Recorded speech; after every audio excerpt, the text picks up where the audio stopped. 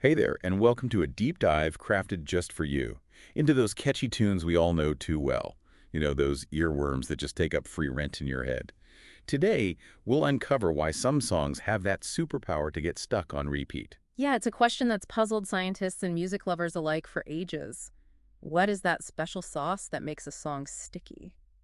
Well, I've got this CBS article here, and it looks like there are some surprising common threads. Get this: Lady Gaga, Journey, and Kylie Minogue.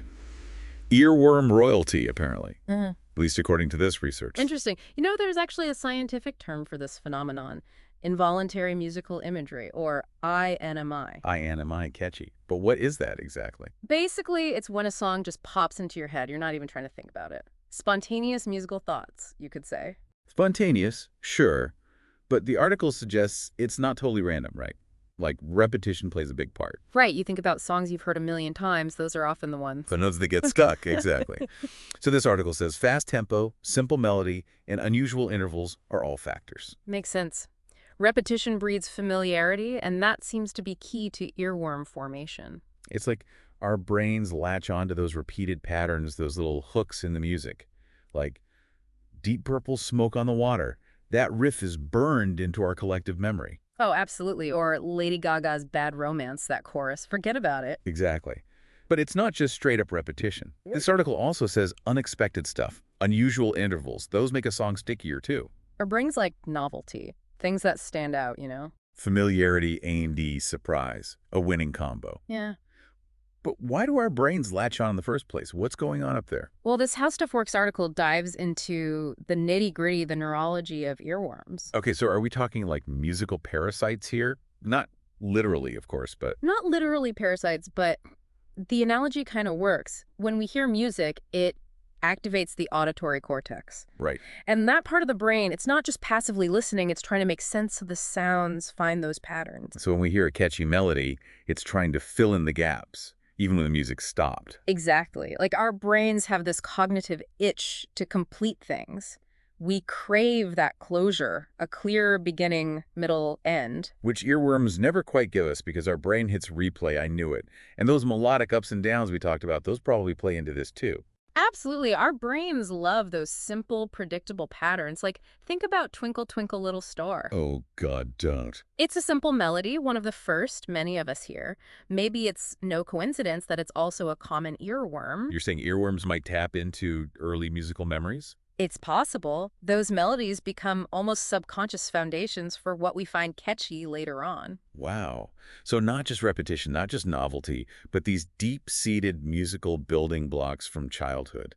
Fascinating. It's more than just the music itself, though. This University of Cincinnati article you shared, it talks about the link between music, memory, emotion. Okay, so the earworm I've got, it might actually be tied to some memory, some feeling.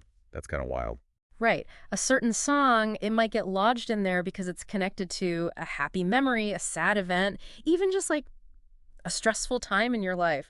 Our brains are making these connections all the time. Which explains why Bohemian Rhapsody haunts me after every karaoke night. Yeah. Good times, not always good singing. But you know what else is interesting?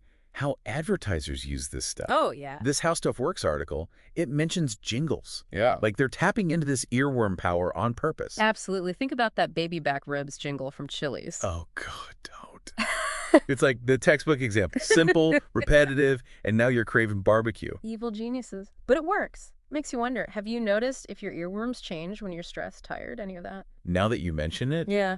it's like when our brains are tired, they fall back on familiar patterns. Comfort food, but for our ears. So earworms, blessing and a curse, I guess. Fascinating. But how do we make them stop? Is there an off switch? If only. It's like that part of our brain making these catchy loops, not known for taking direction. Figures?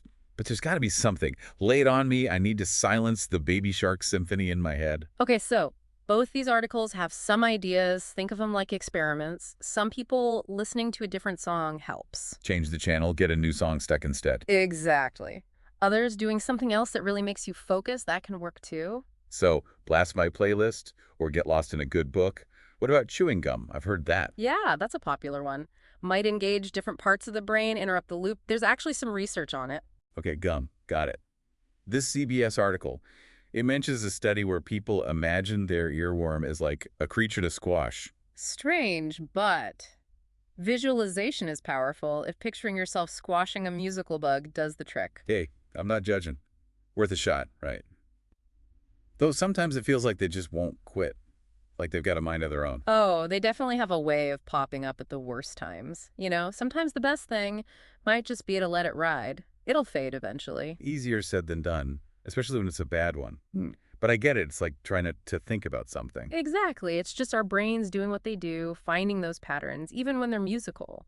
So what's the takeaway here after our deep dive into earworm land? Well, it shows our brains are amazing at finding order, even if that order is, a pop song on repeat.